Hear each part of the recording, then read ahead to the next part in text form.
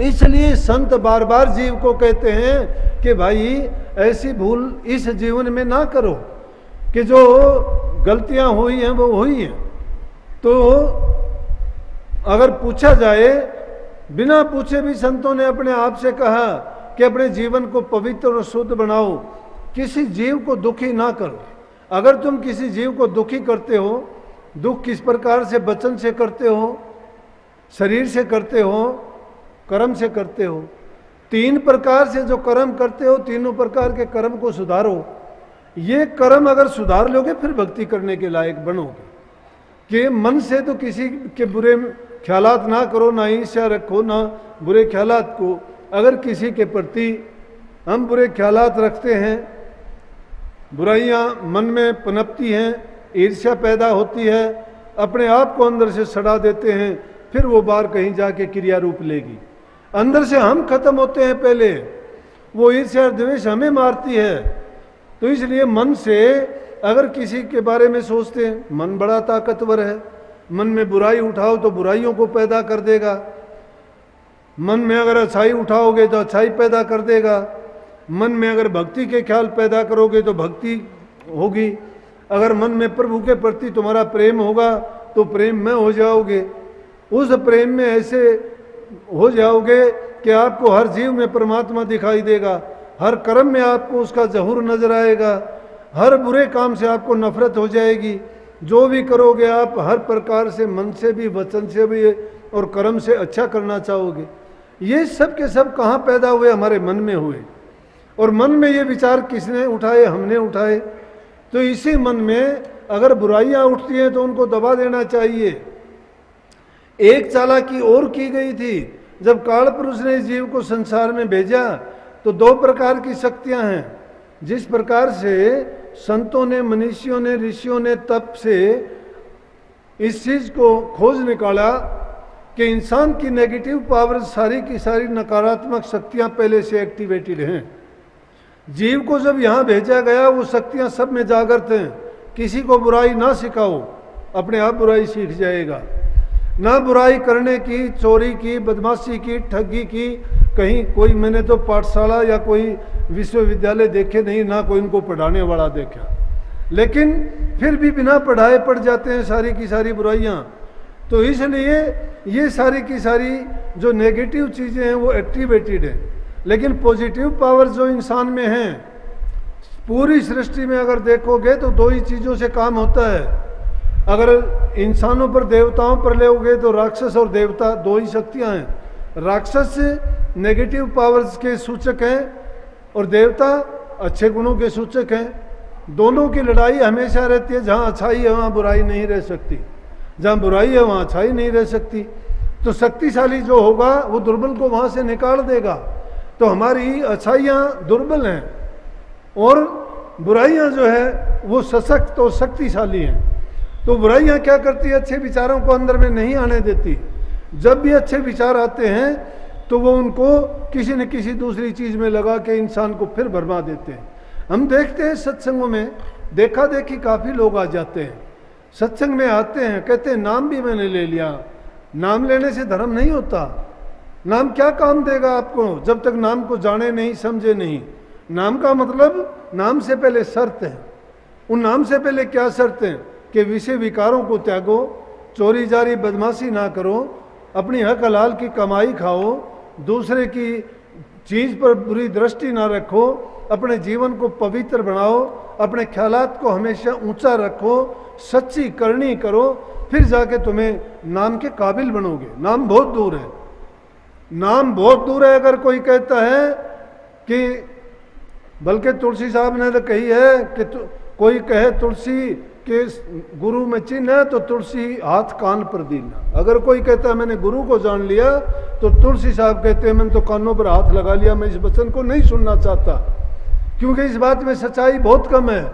जो गुरु को समझ गया, नाम को जो समझ गया, वो संसार से समझो उसका उठ गया सौदा यहाँ से। उसके अंदर कोई किसी प्रकार की फिर बुराइयाँ नहीं है। लेकिन जो मैंने बात कही थी कि बात क्या है कि नेगेटिव पावर्स जो हमारे अंदर प्रबल हैं वो ज़्यादा शक्तिशाली हैं। तो अब संतों ने जो ज्ञान दिया, नाम दिया, वो क्या करता है? वो तीक्ष्ण दुधारी है, जिसको कहना है कि सतगुरु इन दुश्मनों को मारने के लिए हमारे अंदर अनेक प्रकार के रिपु हैं, दुश्मन हैं। वो दुश्मन क्या क्या करते हैं? अनेक प्रकार से खिलवाड़ करके अनेक रसों में हमें फंसाते हैं, इंद्रियों के द्वारों से, शब्द सप्रस रूप रस गंध पांचों से। फिर 5 दुश्मन काम क्रोध लोभ मोह अहंकार ऐसे लगे हुए हैं, वो भी इसी प्रकार से पहले बाहरी रूप से वो इंसान को भड़काते हैं और अंदरूनी रूप से फिर वो, और फिर आदमी इनका गुलाम बन जाता है 10 का। फिर उसका छूटना बड़ा मुश्किल हो जाता है। उसका फिर संतों के पास जाता भी है तो भी उसको बहुत समय लगता है। इसीलिए संत उसको नाम की बख्शिश तो कर देते हैं, लेकिन कहते हैं कि जब तक तू अपनी बुराइयों को नहीं छोड़ देता, सबसे पहले उन बुराइयों को मिटाने के लिए ही कही जाती है। शास्त्रों ने तो किसी नाम का नाम भी नहीं लिया, वो तो जीव का कल्याण सिर्फ 3 बातों में ही बता दिया।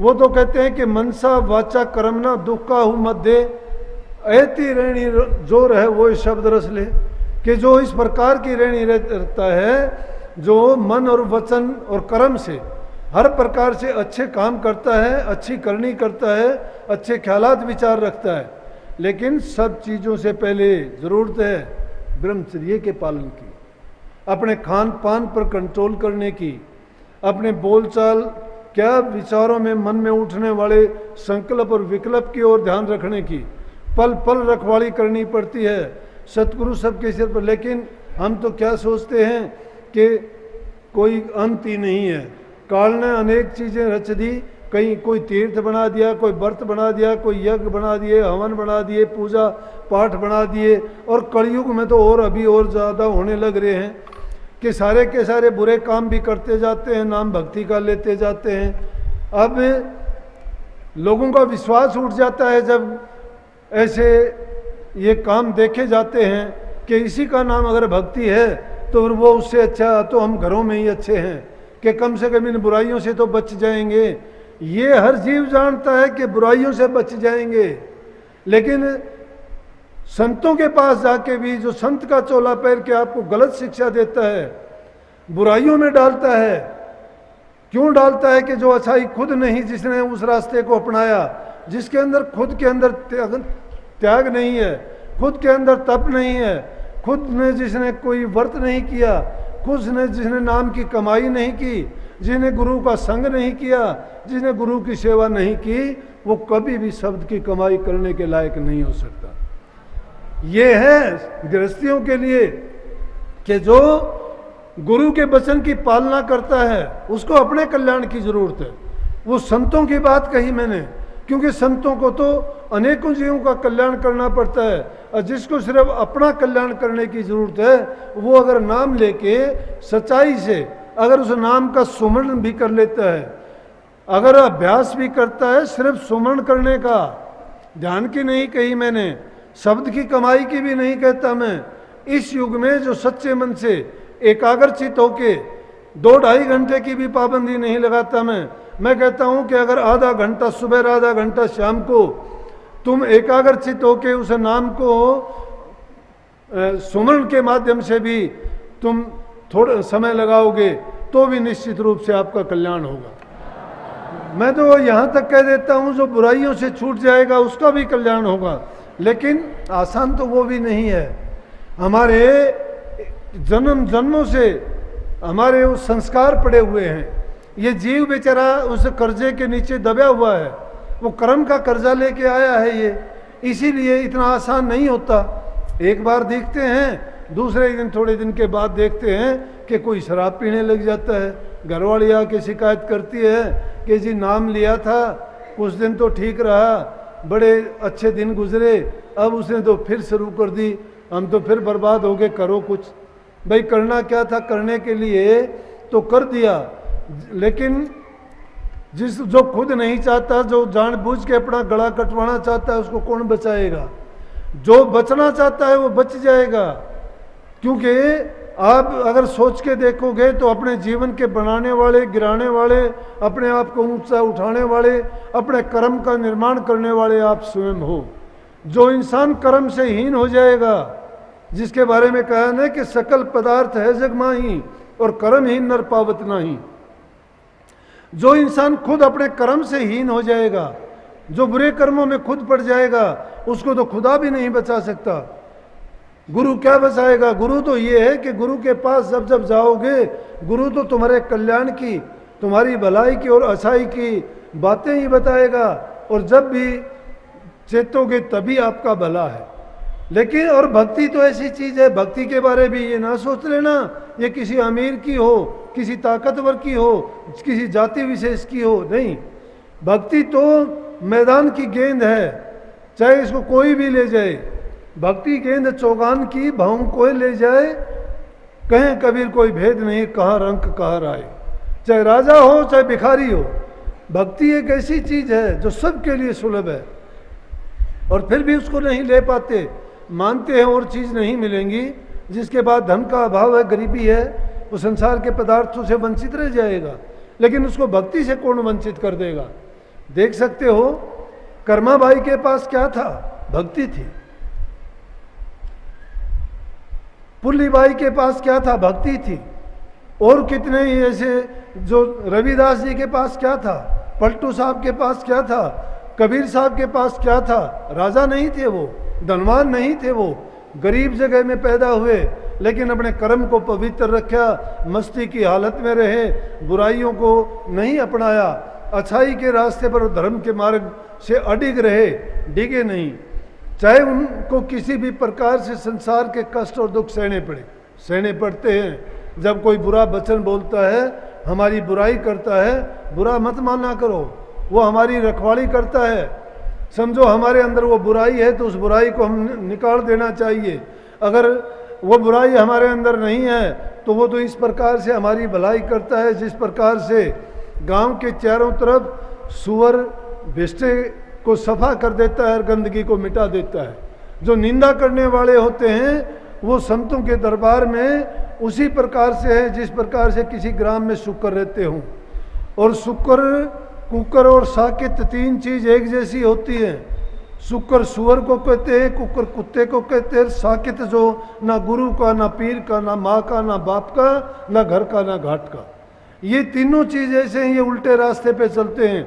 लेकिन संत, शेर और ब्रह्म ज्ञानी होते हैं, वो कभी भी बुराइयों की ओर नहीं बढ़ते, चाहे उनको कितनी भी कुर्बानी देनी पड़ती है, कितनी भी उनको दुख और कष्ट उठाने पड़ते हैं, लेकिन सच्चाई के मार्ग पर चलते हुए वो अपने प्रभु के ध्यान में मस्त रहते हैं। और जो भी जैसा भी उनके सामने आता है उसी को कहते हैं।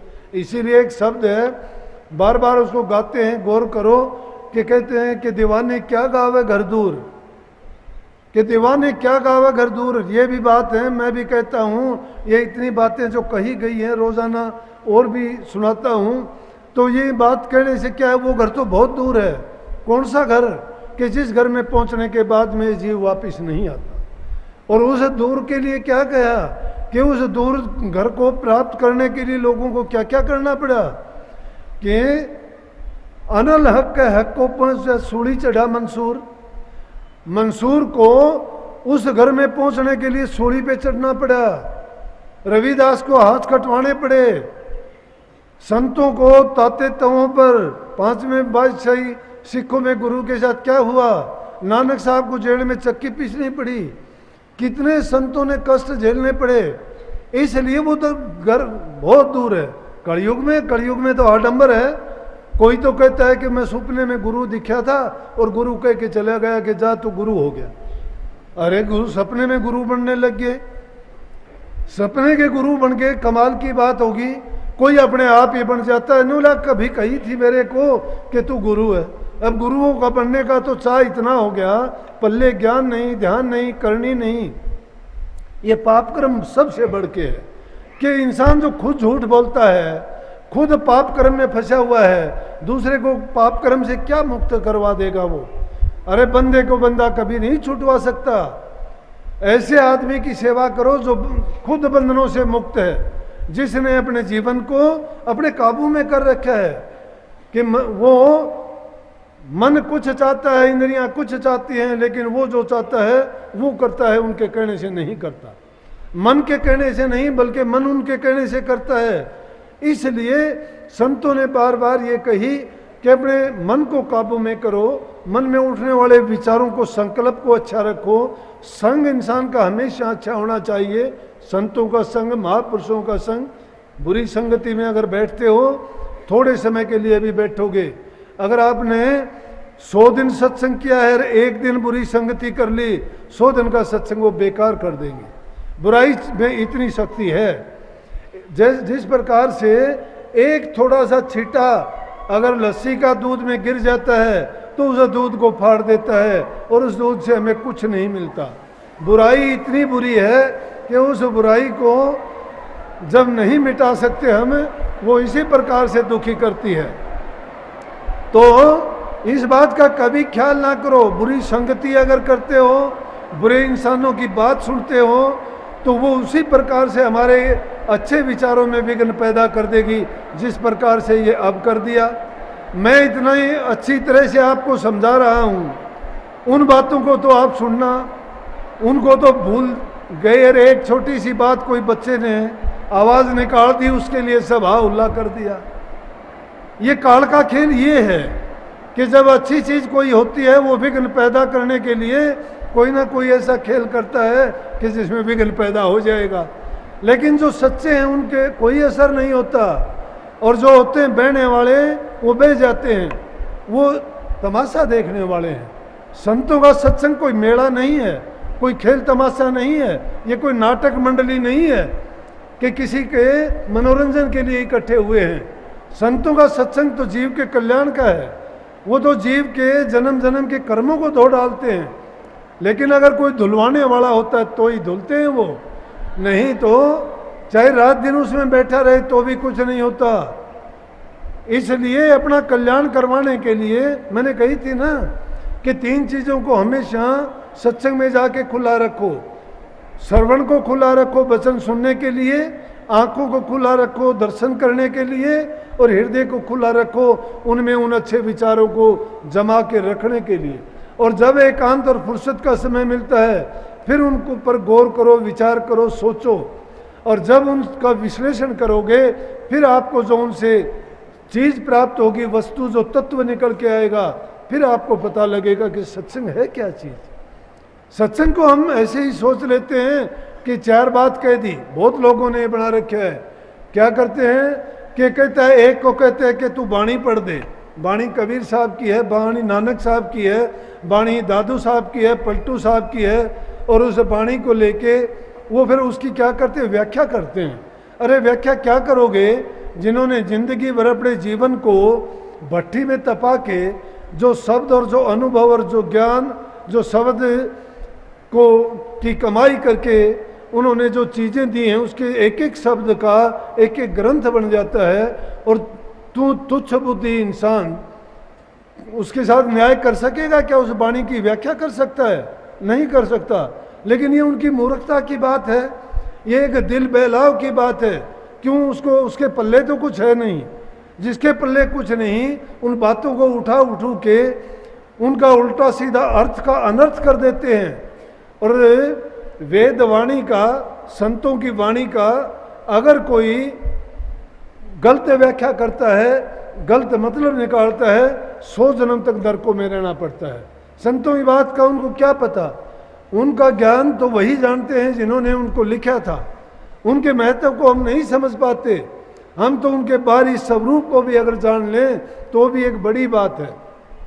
परंतु एक चीज़ है उन वाणियों को लेके जो उन्होंने हमारे जीवन सुधार की बात बताई है। पहला है इंसान का व्यक्तिगत जीवन।